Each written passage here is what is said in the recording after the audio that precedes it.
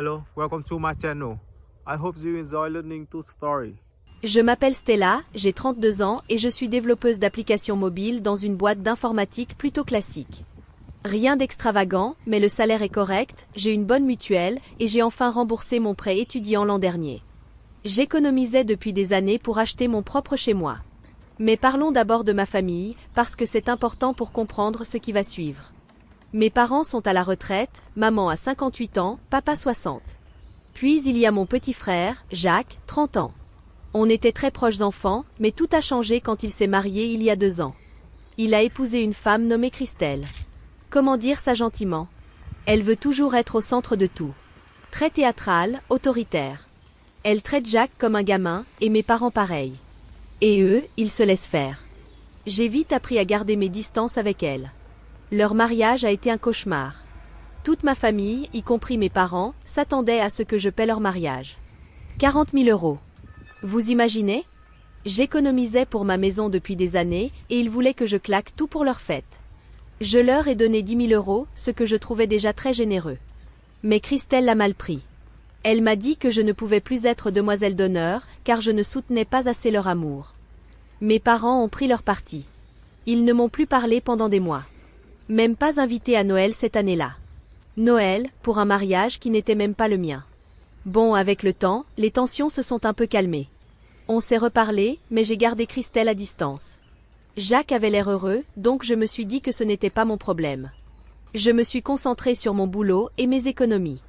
Ça faisait 5 ans que je bossais dans cette boîte. On fait des applis mobiles pour des petites entreprises. Ce n'est pas révolutionnaire, mais ça paie les factures et plus encore. Je menais une vie simple, un appart, une chambre, une onde fiable, pas de dépenses inutiles. Chaque mois, je mettais de côté pour ma maison. Je savais exactement ce que je voulais, une maison de 3 chambres, quartier sympa, école correcte, même si je n'ai pas d'enfant, pas trop loin du travail. J'ai passé plus d'1 an à chercher, à me faire préapprouver pour un prêt, à visiter des quartiers le week-end. Mais je n'ai rien dit à ma famille. L'expérience m'a appris que s'ils savaient que j'avais de l'argent de côté, ils trouveraient un moyen de me le demander. Après l'histoire du mariage, je me suis fixé une règle, plus jamais je ne parle d'argent avec eux. Mes parents n'ont jamais su gérer leurs finances. Papa bossait dans le bâtiment jusqu'à ce que son dos lâche, maman faisait des petits boulots en boutique. Pas de mauvaises personnes, mais ils ont toujours vécu au jour le jour. Et Jacques travaille dans un garage, il gagne pas mal, mais Christelle a des goûts de luxe. Le problème, c'est que chaque fois que je les ai aidés financièrement, et ça m'est arrivé souvent, ils ne m'ont jamais remboursé. Toujours les mêmes phrases, le mois prochain, quand ça ira mieux, mais ce jour n'est jamais arrivé. Alors j'ai appris à me taire quand tout allait bien de mon côté. Et puis, je suis tombée sur la maison parfaite. 3 chambres, 2 salles de bain, belle cuisine, parquet, petit jardin. Construite dans les années 80, bien entretenue. Quartier calme, famille jeune, voisins sympas, enfants qui jouent dehors. Le prix était raisonnable pour le marché et j'avais assez pour un apport de 25%. Mon offre a été acceptée du premier coup. J'y croyais pas. Après des années de travail, d'épargne, de rêve, j'allais enfin être propriétaire. Tout le processus a pris 6 semaines, inspection, paperasse, plus de paperasse. J'ai posé des jours pour tout gérer. Le jour où j'ai eu les clés, j'étais en larmes. Je suis restée debout dans le salon vide, les clés à la main, à me dire, c'est à moi. Vraiment à moi. J'ai passé 2 semaines à déménager. J'ai pris des déménageurs pour les gros trucs, mais j'ai fait beaucoup moi-même. J'ai acheté quelques meubles neufs. Rien de luxueux, mais des choses adaptées à l'espace. Une vraie table de salle à manger, un canapé correct, un lit digne de ce nom, pas du IKEA. C'était la première fois que je me sentais vraiment adulte. Et tu sais quoi? Pendant tout ce temps, je n'ai rien dit à ma famille. Je comptais les appeler, mais j'étais occupée. Et franchement, j'adorais avoir quelque chose qui m'appartenait, un projet à moi, sans qu'ils puissent s'en mêler ou exiger quoi que ce soit. Mais je savais que tôt ou tard, il faudrait bien que je leur dise. On s'appelait toutes les 2 semaines avec ma mère, et elle commençait à se poser des questions. Pourquoi j'étais toujours occupée à bricoler chez moi, alors que j'étais censée vivre en appartement? Alors, environ 3 semaines après mon emménagement, quand tout était enfin en place, j'ai fini par l'appeler. Je ne lui ai pas donné l'adresse ni trop de détails. Juste que j'avais acheté une maison et que je m'installais doucement. Sa réaction? Bizarre. Un long silence, puis... Oh, oh ma chérie, c'est merveilleux. Je suis si heureuse pour toi. Mais elle ne savait pas heureuse. Plutôt surprise et un peu contrariée. Puis elle me dit, « Tu devrais venir dîner samedi. On fêtera ça ensemble. » Je n'ai pas trop réfléchi, je me suis dit qu'elle était juste sous le choc. J'ai dit oui, pris une bonne bouteille de vin, en pensant qu'on passerait une soirée sympa, à parler de la maison. Samedi soir, j'arrive chez mes parents, bouteille à la main, de bonne humeur. La voiture de Jacques est déjà là. Rien d'anormal, je me dis que maman a aussi invité lui et Christelle. Maman ouvre la porte avant même que je sonne. Stella, entre. Elle semblait nerveuse. Elle jetait des regards vers le salon. Et à peine passé le seuil, Christelle surgit de la cuisine. Elle lève les bras au ciel et crie presque. Je suis enceinte. Je me suis figée. De toutes les choses que je pensais entendre ce soir-là, celle-là ne faisait pas partie de la liste. Waouh! Félicitations, j'ai réussi à dire, même si le timing me semblait étrange. J'étais là pour fêter ma maison, et d'un coup Christelle balance sa grossesse? Merci. Fait-elle en m'attrapant le bras, tout excitée. Je l'ai su il y a 3 jours. Tu te rends compte? On a déjà choisi les prénoms. Emma si c'est une fille, Michel si c'est un garçon. Et on va avoir tellement besoin de place pour la chambre du bébé, et tout. Jacques est arrivé derrière elle, sourire aux lèvres. Dingue, hein, ma sœur? J'ai tendu la bouteille de vin à maman, qui l'a déposée sur la table de la salle à manger. Et là, j'ai remarqué que tout était déjà mis, belle vaisselle, bougies, ambiance grande occasion. Sauf que ce n'était clairement pas pour ma maison. Ce soir, on célèbre le bébé, a confirmé maman.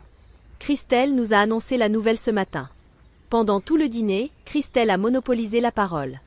Les nausées, les rendez-vous médicaux, les listes de puériculture.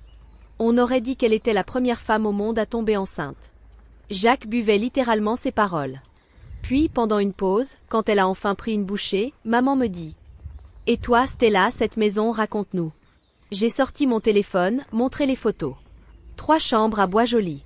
Bonne affaire, rien à signaler à l'inspection. J'en suis ravie. Christelle m'a arraché le téléphone des mains et s'est mise à faire défiler les photos. Son sourire a disparu. Plus elle regardait, plus son visage se fermait. Puis elle me rend le téléphone brutalement. Cette maison devrait être à nous. J'ai ri, pensant à une blague. Quoi? Je suis sérieuse, dit-elle en croisant les bras. Jacques et moi, on a besoin de cette maison. On va avoir un bébé. J'ai regardé autour de la table. Maman hochait la tête. Papa aussi. Jacques pareil. Tous me regardaient comme si c'était logique. Je ne vous donne pas ma maison, ai-je dit. Vous êtes sérieux là? Maman s'est penchée vers moi. Stella, ma chérie, Christelle n'a pas tort. Ils vont fonder une famille. Ils ont besoin d'espace. Toi, tu es seule. Et alors? C'est ma maison. J'ai économisé pendant des années pour l'avoir. Jacques a marmonné quelque chose du genre. Tu finiras vieille fille de toute façon. Ça m'a piqué plus que je ne veux l'admettre. C'est n'importe quoi, ai-je dit en me levant. Je refuse d'avoir cette discussion. Et là, Christelle a explosé. Elle s'est mise à crier qu'elle était enceinte, qu'elle avait besoin d'espace, qu'elle ne voulait pas élever son bébé dans un appartement minuscule. Elle pleurait et hurlait en même temps. Tu ne mérites pas cette maison. Tu es égoïste. Tu ne penses qu'à toi. J'ai attrapé mon sac. Je m'en vais. Et Christelle a crié. Si tu ne nous donnes pas cette maison, je me débarrasse de ce bébé. Silence total. Même moi, je me suis arrêtée net. Elle venait vraiment de menacer de perdre son bébé pour m'obliger à lui donner ma maison? Je pensais que mes parents allaient réagir. Qu'ils allaient lui dire que c'était inadmissible. Que Jacques allait se lever, choqué. Mais non. Jacques s'est tourné vers moi, les yeux durs. Si mon enfant souffre à cause de ton égoïsme, Stella, ce sera ta faute. Vous êtes sérieux? Et maman enchaîne. Tu as poussé une femme enceinte au bord du désespoir, Stella. C'est ça que cause ton entêtement, a dit papa. Il hochait la tête avec maman. Il faut que tu fasses ce qui est juste et que tu leur donnes la maison. Je n'en pouvais plus. Je me suis littéralement enfuie de chez eux, en larmes, tremblante au volant. Mon téléphone s'est mis à exploser avant même que je rentre. Des dizaines de messages de mes parents, de Jacques, tous me traitant de sans cœur. Christelle m'a envoyé un long pavé, elle était tellement bouleversée qu'elle pourrait perdre le bébé, et ce serait entièrement ma faute. Ils utilisaient un enfant pas encore né pour me faire du chantage. Mon propre sang. J'ai bloqué tous leurs numéros. Réseaux sociaux aussi. J'avais besoin d'air, sans leurs assauts constants. Les semaines suivantes, c'était calme. J'ai plongé dans le boulot pour oublier tout ça. et j'ai décidé de maintenir ma pendaison de crémaillère.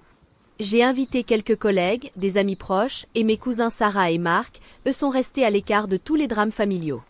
La soirée était parfaite. Bonne bouffe, ambiance détendue, compliments sur la maison. Je retrouvais enfin un peu de paix. Et là, ma porte d'entrée a explosé comme dans un film. Maman, papa, Jacques et Christelle ont déboulé dans mon salon comme si l'endroit leur appartenait. « Comment vous avez eu mon adresse ?» ai-je lancé. Christelle a directement relancé son show, main sur le ventre, criant que cette maison lui revenait, à elle et à son bébé. Mais cette fois, j'ai remarqué un détail, elle ne menaçait plus d'avorter. Elle choisissait mieux ses mots. Il y avait des témoins, après tout. Sortez d'ici. Tous. Maintenant. Christelle a essayé de retourner la table à manger. Heureusement, mon collègue Marc-Antoine l'a stoppé juste à temps. Jacques s'est interposé comme s'il allait le frapper. Ne touche pas à ma femme. Il a fallu qu'on s'y mette à plusieurs pour les mettre dehors. La fête était ruinée. Mes invités sont partis peu après. J'étais humiliée. Le lendemain matin, je découvre que Christelle a lancé une campagne Facebook contre moi. Des photos de berceaux vides, des poussettes avec des légendes comme « Ton neveu pourrait dormir ici ». Voici ce que Stella refuse à sa famille. Écœurant. Elle se servait de fausses images de maternité pour culpabiliser tout le monde. La manipulation atteignait des sommets. J'en ai eu assez. Je lui ai envoyé un dernier message. Je ne te donnerai jamais ma maison. Si tu continues à me harceler, je porterai plainte pour chantage et harcèlement. C'est ton seul et dernier avertissement. Elle a tout arrêté après ça. 2 semaines de silence total. J'ai commencé à croire qu'ils avaient enfin compris. Mais un samedi matin, des coups violents contre ma porte m'ont réveillé. On aurait dit qu'on essayait de la défoncer. Je regarde par le Judas, Jacques. Visage rouge, furieux. Ouvre cette porte, Stella. Va-t'en, Jacques. Tu as tué mon bébé. Coup de massue. Même après tout ça, l'idée qu'un bébé ait pu mourir à cause de cette histoire me glaçait. Jacques hurlait encore.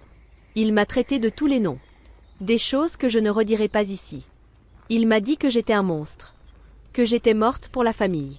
Quand il est enfin parti, je me suis effondrée sur mon canapé. En larmes. Je savais à quel point Christelle était manipulatrice. Je savais qu'il voulait juste me voler ce que j'avais construit. Mais et si le stress avait réellement causé une fausse couche? Et si j'en étais un peu responsable? Je n'ai pas dormi de la nuit. Je pensais au bébé. À tout ce que j'aurais pu faire autrement. Dimanche matin, j'ai appelé mon amie Élise. Elle était en déplacement pro lors de la crémaillère, mais elle connaissait Christelle de la fac. S'il y avait bien une personne capable de me dire la vérité, c'était elle. Élise, faut que je te parle. Tu peux passer? Bien sûr. Tu vas mal, ça s'entend. Je lui ai tout raconté. Les menaces, la grossesse, le soi-disant drame. Élise a écouté sans m'interrompre. Puis elle m'a dit « Il y a un truc que je dois te montrer ». Elle est arrivée 1 heure plus tard, très sérieuse. Elle s'est assise, a sorti son téléphone. Je n'étais pas sûre de te le montrer, mais après ce que tu viens de me dire, je ne peux pas garder ça pour moi. Elle a ouvert une conversation avec Christelle. Un échange datant de quelques jours.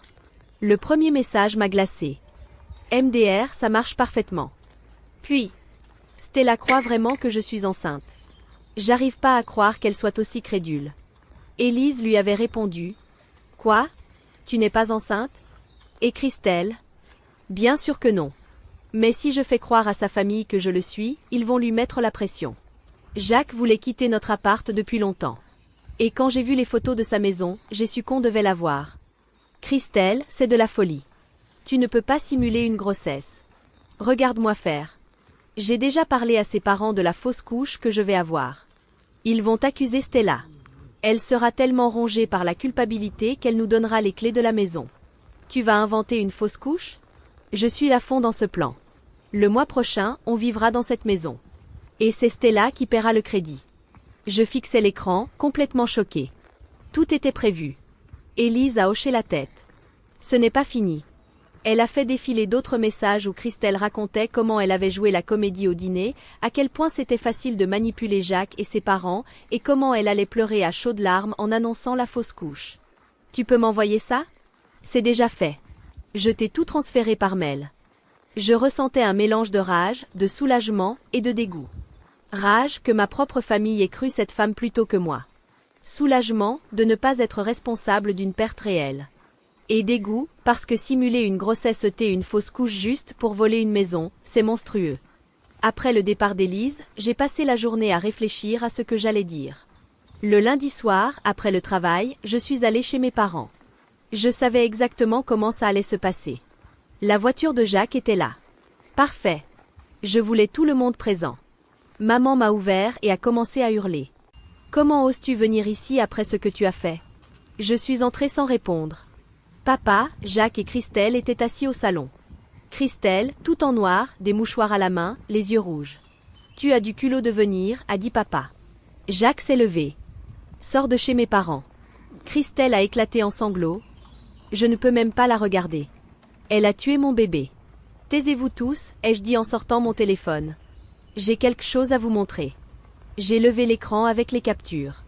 Christelle n'a jamais été enceinte. Et j'en ai la preuve. Silence total. Le visage de Christelle est devenu livide. C'est impossible, a soufflé maman en s'approchant. Jacques a arraché le téléphone des mains de maman.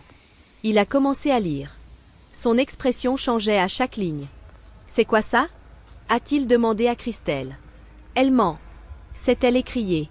Elle a inventé ces messages pour me nuire.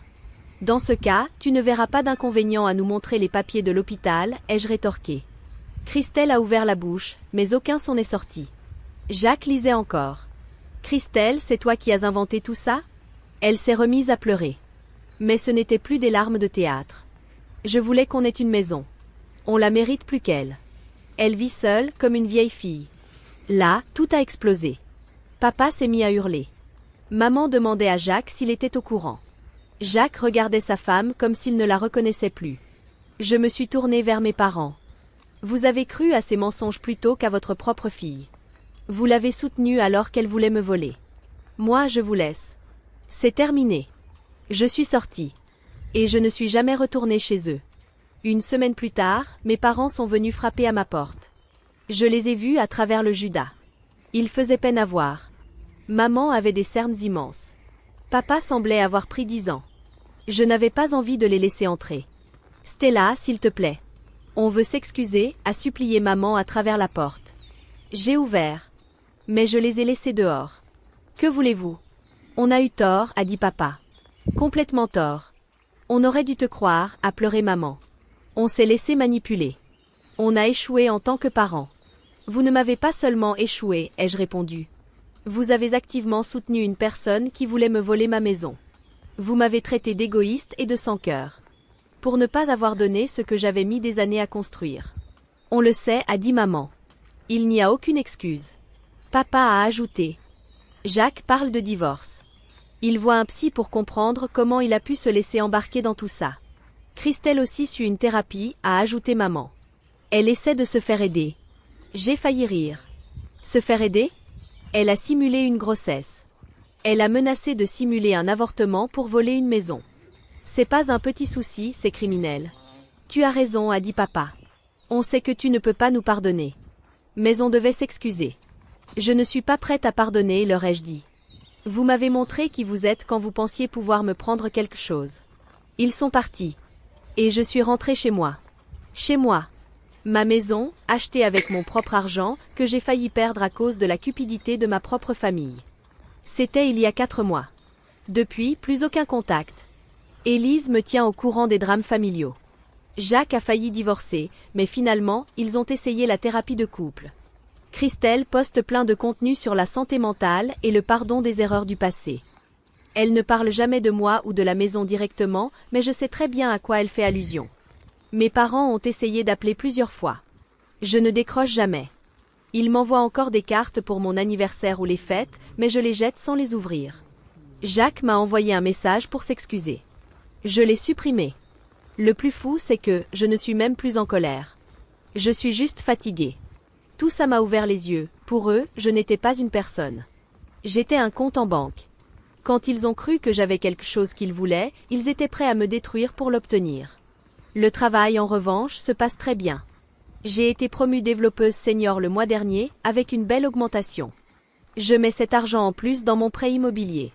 À ce rythme, j'aurai remboursé la maison en 12 ans au lieu de 30. J'ai rencontré de nouvelles personnes, des collègues, des voisins. Quand on est plus englouti par les drames familiaux, on a beaucoup plus d'énergie pour construire des relations saines. Ma maison, c'est tout ce que j'avais rêvé. J'ai repeint les chambres, transformé l'une en bureau, l'autre en chambre d'amis. Planté des fleurs dans le jardin, acheté un joli salon d'extérieur. Je fais parfois des dîners entre amis, ils me disent toujours que la maison dégage une vraie paix. Et le quartier est génial. La famille Dax en grave côté a 2 enfants. Ils me demandent parfois de l'aide pour leurs devoirs de maths. Le couple d'en face m'invite à leur barbecue. C'est le genre de communauté dont j'ai toujours rêvé. Parfois, je me demande si je reparlerai un jour à ma famille. Élise pense que je devrais au moins reparler à mes parents, puisqu'ils se sont excusés. Mais voilà le truc. Une excuse n'efface pas les dégâts. Ils ont soutenu quelqu'un qui essayait littéralement de me voler. Ils ont cru une manipulatrice plutôt que leur propre fille. Peut-être qu'un jour, je serai prête à renouer. Peut-être que Jacques comprendra enfin à quel point Christelle était toxique. Peut-être que mes parents comprendront vraiment à quel point leur comportement m'a blessée. Le plus ironique ? Christelle croyait être maligne avec son histoire de grossesse. Elle pensait qu'au pire, même si elle se faisait prendre, la famille finirait par lui pardonner et qu'elle garderait sa place. Mais son plan a complètement échoué. Jacques remet tout son mariage en question. Mes parents sont horrifiés d'avoir soutenu ces mensonges. Et moi, je suis totalement sortie de leur vie. Elle a détruit sa propre famille, en essayant de voler la mienne. Parfois, je ressens encore de la colère. Quand je pense à quel point ils ont failli réussir. Sans les messages qu'Élise m'a montrés, j'aurais pu me sentir assez coupable pour leur donner de l'argent, ou les aider à acheter une maison. La manipulation était tellement bien orchestrée. Mais aujourd'hui, ce que je ressens surtout, c'est de la gratitude. Parce que j'ai découvert à temps qui ils étaient vraiment. Avant de perdre d'autres années à essayer de maintenir des relations à sens unique. Aujourd'hui, ma maison est mon sanctuaire. Quand je rentre du travail, que je tourne la clé dans la serrure, je ressens une seule chose. La paix. Pas de drame. Pas de manipulation. Pas de demande d'argent que j'ai gagné à la sueur de mon front. Juste moi. Mon travail. Mes vrais amis. Et le chez-moi que j'ai bâti seul.